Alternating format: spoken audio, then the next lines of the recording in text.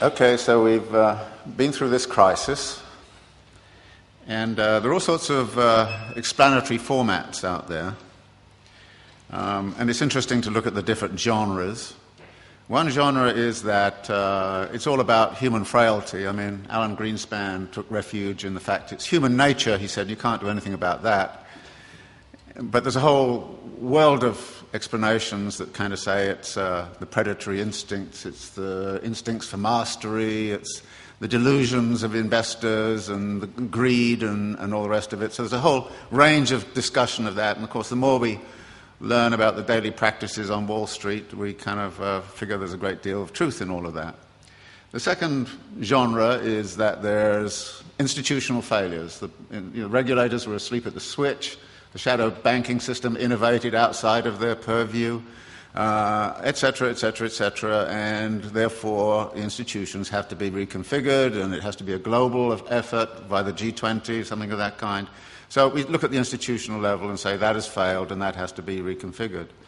The third genre is to say everybody was obsessed with a false theory. They read too much Hayek and believed in the efficiency of markets, and it's time we actually got back to something like Keynes, or we took seriously Hyman Minsky's theory about the inherent instability of financial activities.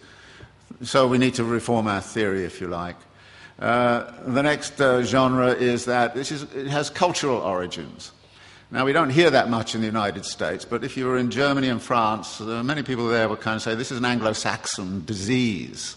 And it's nothing to do with us. I happened to be in Brazil when it was going on, and Lula was kind of saying, well, first off he was saying, oh, thank God the United States is being disciplined by the equivalent of the IMF. We've been through it 8 times in the last 25 years, and now it's their turn. Fantastic, said Lula, and all the Latin Americans I knew, until it hit them, which it does.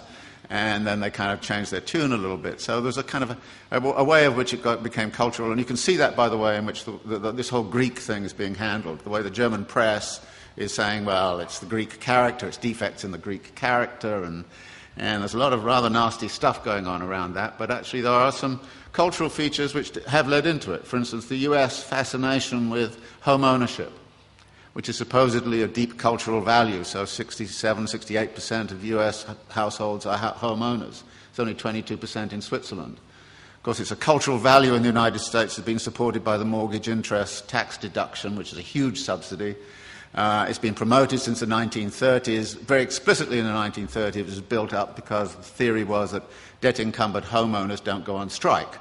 So all along it's been a kind of a cultural value which has been promoted by kind of political economic processes. So, but there's a cultural element in this as well. And then there's a kind of notion that there's a failure of policy and that policy has actually intervened. And there's a funny kind of alliance emerging between the Glenn Beck wing of Fox News and the World Bank, both of whom say the problem is too much regulation of the wrong sort. And the big devil in this is, of course, the way in which the Chinese have been manipulating their currency, which is leading to imbalances. If I wanted to take up my view of this, it would be say, well, actually, I think the mortgage interest rate deduction on housing in the United States warps the housing market, and so if you really want to take that line seriously, you should get rid of that.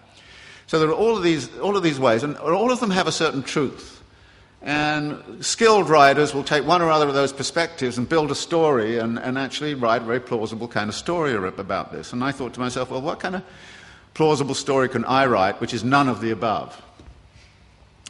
Which is one of the things I always think to myself. And it's not hard to do, particularly if you're coming from a Marxist perspective, because, there aren't many people who try to do this analysis from a Marxist perspective, particularly with the long experience I've had of trying to work through Marxian theory and how it works in urban settings and the like. And I was really clued into this by this thing that happened at the London School of Economics about a year and a half ago when Her Majesty the Queen asked the economists, how come you guys didn't see this thing coming? I mean, she didn't say it exactly that way, but, it's just the sentiment.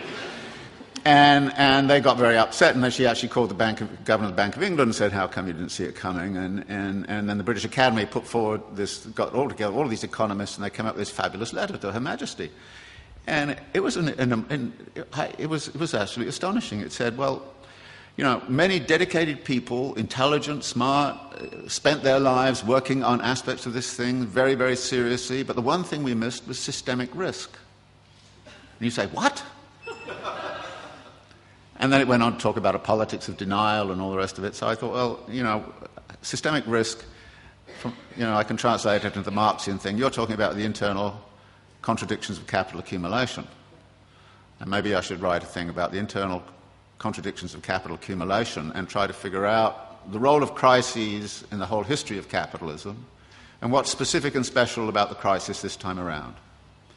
And there were two ways in which I thought I would do that. One was to sort of look at what's happened since 1970s to now.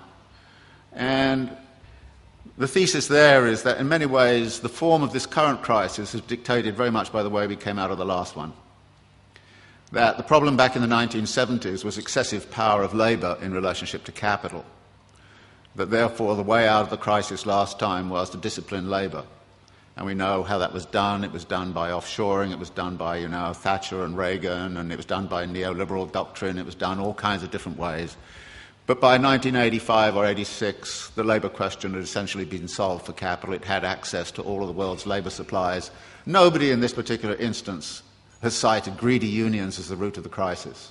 Nobody in this instance is saying it has anything to do with excessive power of labour. If anything, it's the excessive power of capital, and in particular the excessive power of finance capital, which is the root of the problem. Now, how did that happen? Well, we've been since the 1970s in a phase of what we call wage repression, that wages have remained stagnant. The share of wages in national income right throughout the OECD countries has steadily fallen. It's even steadily fallen in China, of all places. So that there are less and less being paid out in wages. Well, wages turn out to be also the money which buys goods. So if you diminish wages, then you've got a problem with where's your demand going to come from? And the answer was, well, get out your credit cards. We'll give everybody credit cards. So we'll overcome, if you like, the problem of effective demand by actually pumping up the credit economy. And American households, British households have all roughly tripled their debt over the last 20, 30 years. And a vast amount of that debt, of course, has been within the housing market.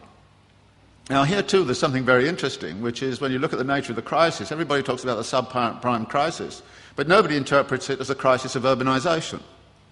But it is a crisis of urbanisation. It's a crisis of urban form, which had a lot to do, of course, with the suburbanisation of the United States, the continued proliferation of suburbanisation, and all that was going into it. And so the property market became the centre of crisis formation. Now, this is not the first time that's happened. Since 1970s, one of the ways in which you solved the labour problem was offshoring. In order to offshore, you needed a new financial architecture, which meant that you needed to reform global financial institutions. And you did that in such a way that everything became very volatile. You know, currencies were moving all over the place.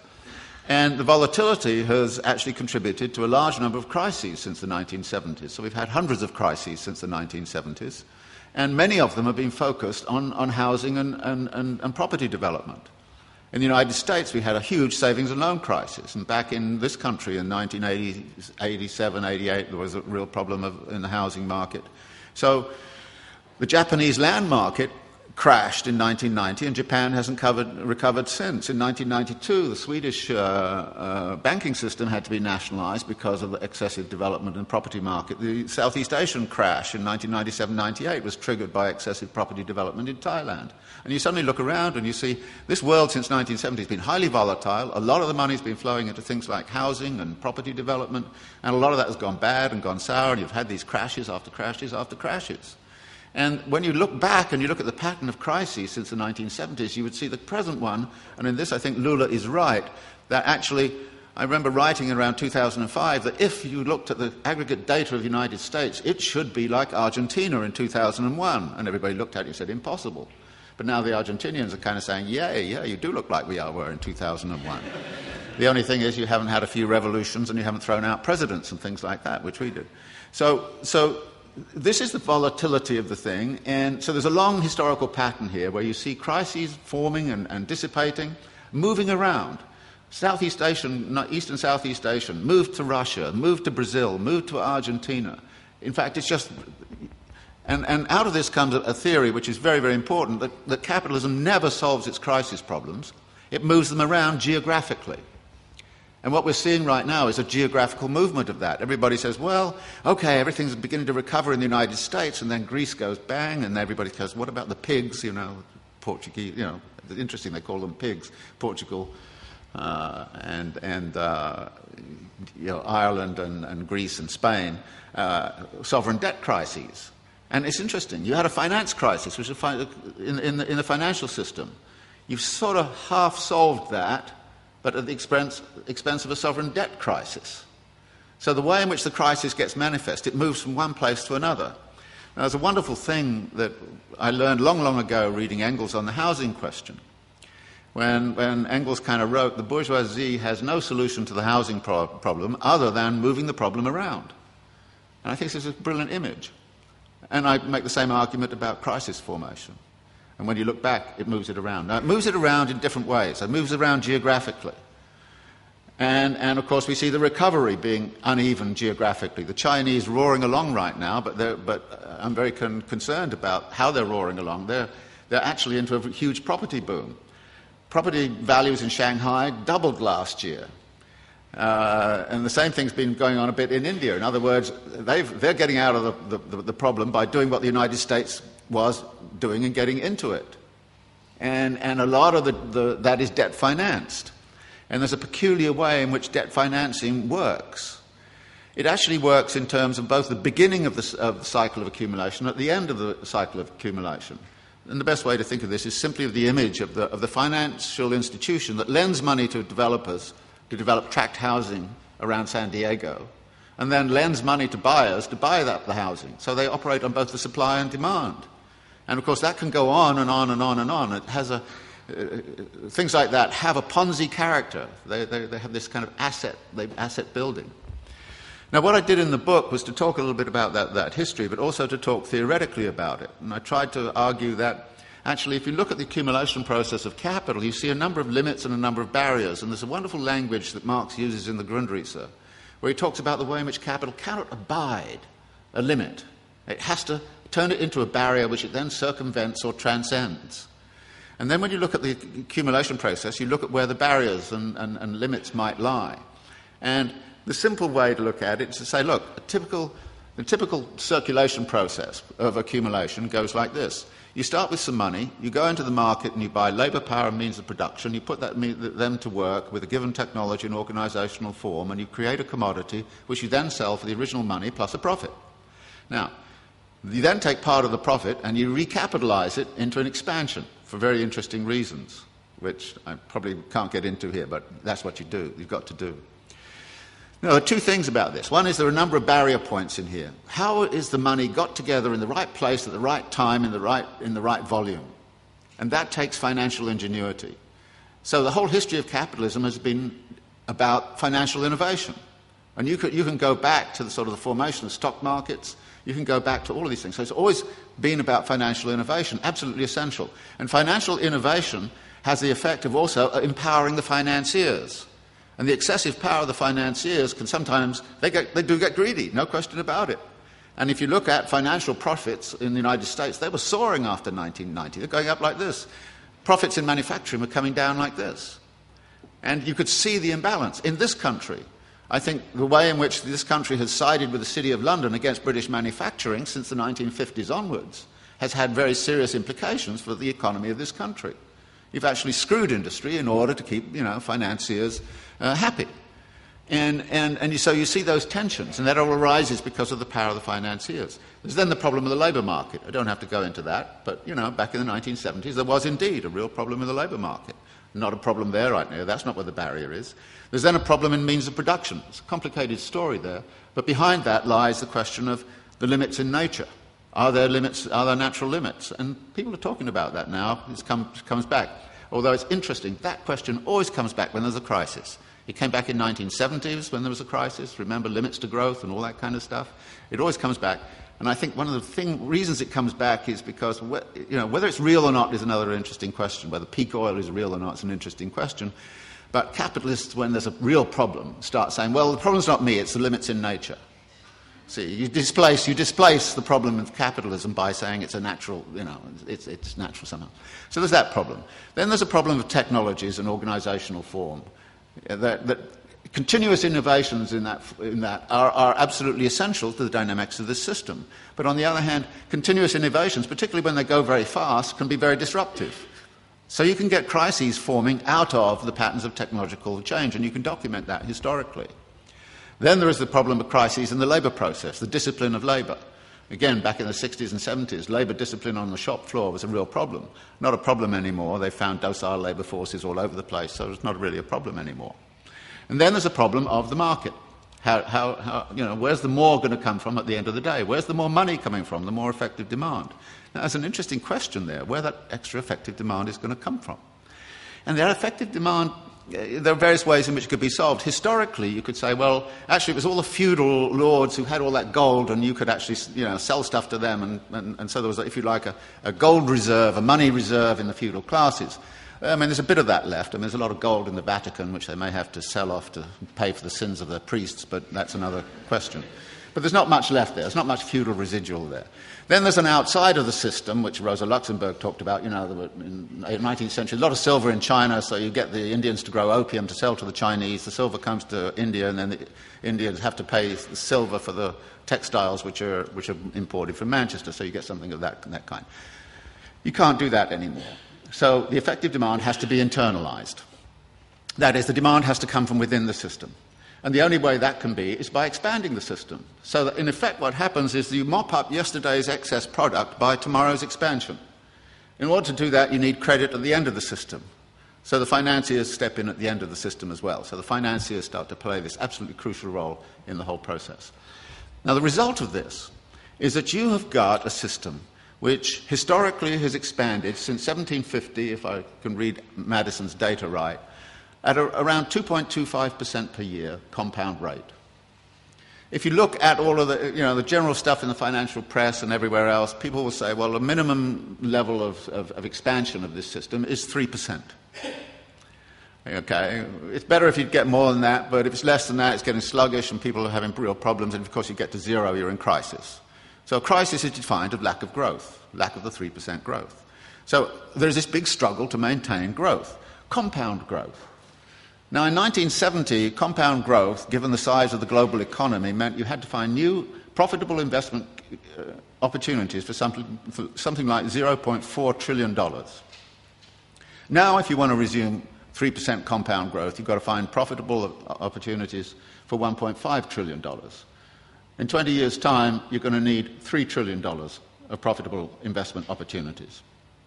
Part of the thesis I got going here is that actually we are at an inflection point where compound growth of that sort is no longer really feasible. And actually looking backwards at what's happened since 1970, you would say there are plenty of signs of that since the 1970s. Less and less growth has been about making real things, and more of it has been about asset bubbles and all the rest of it. In other words, you look back at the pattern, people couldn't find anything to invest in that was profitable except investing in, derivatives of insurances on derivatives of insurances. And so you get more and more things of that sort. And you start to get new markets forming, which are fictitious markets. One of the big ones right now is carbon trading. I mean, carbon trading is a ridiculous kind of concept. But on the other hand, we're going to have a big market in it. And already people have been making a bundle out of carbon trading on European markets, and they're going to try and make a bundle even more. So we're going to have so we already see in the past these fictitious markets forming, which are absorbing part of the surplus that couldn't be absorbed in real production. We're going to have more and more and more of that. Put in physical terms, imagine 3% compound growth when capital was constituted by what was physically going on in Manchester, Birmingham, and a few other hot spots in the global economy, say in the 1750s, 1780. Imagine 3% compound growth on everything that's going on in China right now, everything that's going on in Europe, everything that's going on in North America, much of Latin America, Africa, not so much maybe, I mean, physically, it starts to look horrendous. when you start to say 3% compound growth on that. And I think that is the underlying problem. Everybody says we've got to get back to growth. You can't do it. And actually the only way you can do it is by creating fictions that cannot last.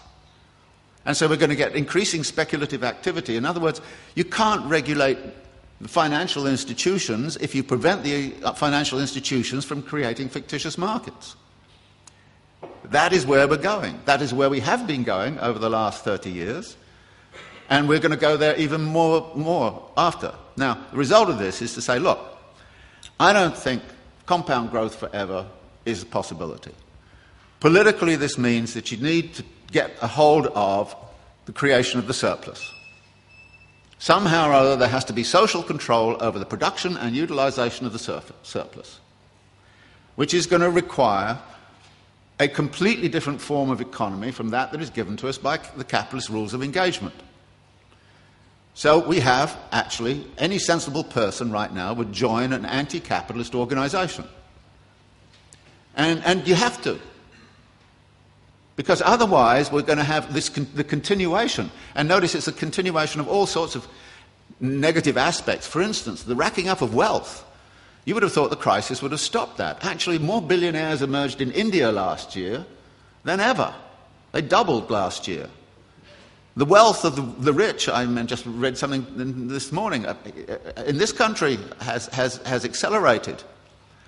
Just last year, what happened was the leading hedge fund owners got personal remunerations of $3 billion each in 1 year. Now, I thought it was obscene and insane a few years ago when they got 250 million. But they're now hauling in $3 billion. And as the famous statement, I think it was by Andrew Mellon, was way back, in a crisis, he said, assets return to their rightful owners, i.e. him. And that in effect is the plug of the financial world right now. Yeah, the assets are going to return to us. Now that's not a world I want to live in, and if you want to live in it, be my guest. But you've got to start thinking, and what bothers me about academia, and as Laurie mentioned, is I don't see us debating and discussing this. I don't have the solutions. I think I know what the nature of the problem is. And unless we're prepared to have a very broad-based discussion that gets away from, the normal kind of pablum you get in the political campaign and, everything's going to be okay here next year if you vote for me, it's crap. You should know it's crap and say it is.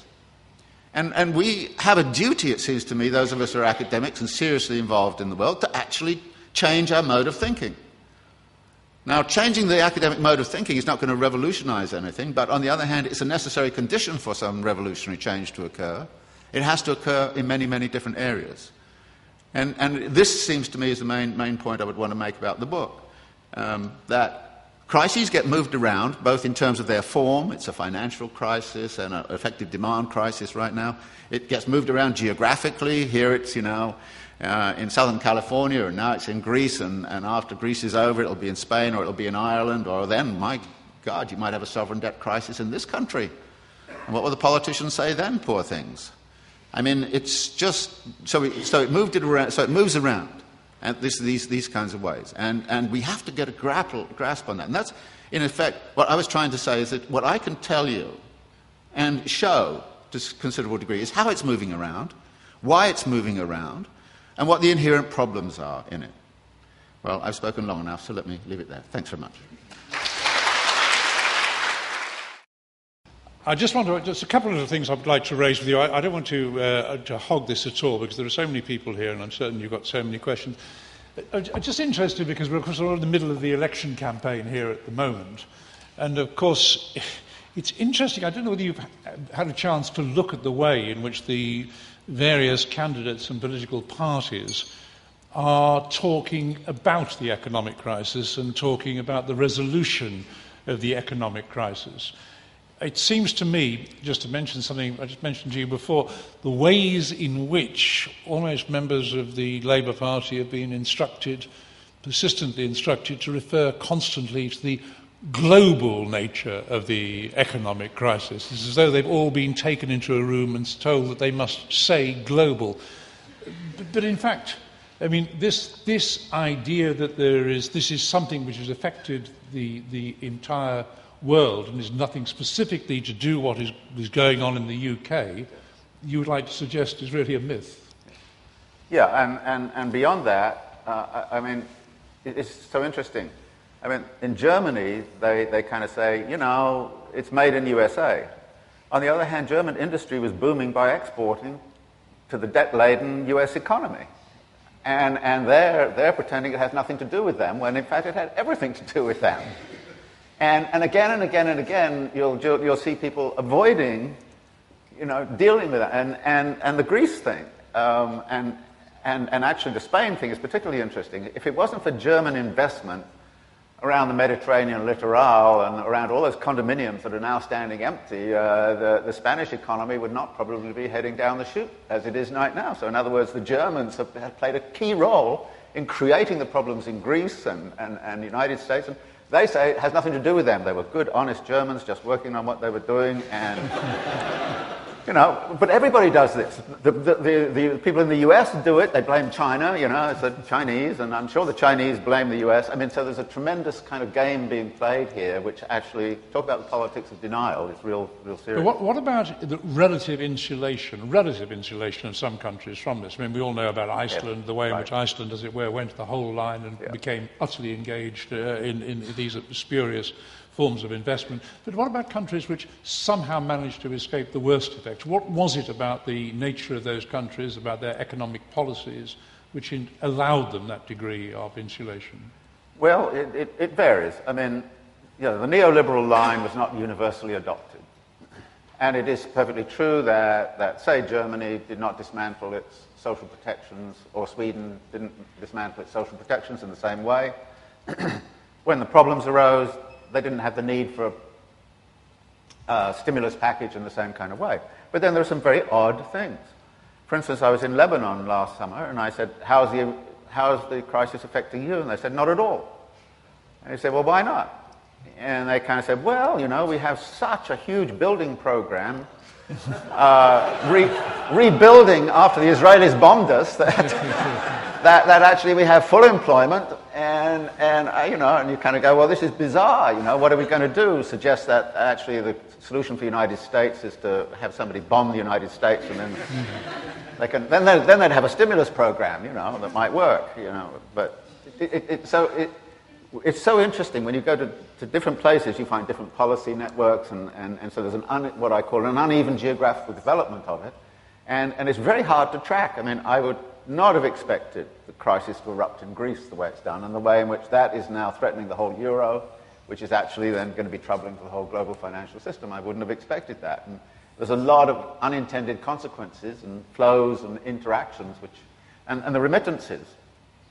The fact that in New York, a large number of the domestic servants are from Haiti, the flow of remittances to Haiti has dropped off like crazy. And Haiti is being, you know, it was before the earthquake, it was in dire trouble because of the lack of remittances. Same is happening in places like Kerala in India, which rely on it. And you know, the interconnectedness is there, and you've got to track it all, and it's very difficult to do, particularly if you're only one person who's thinking about it.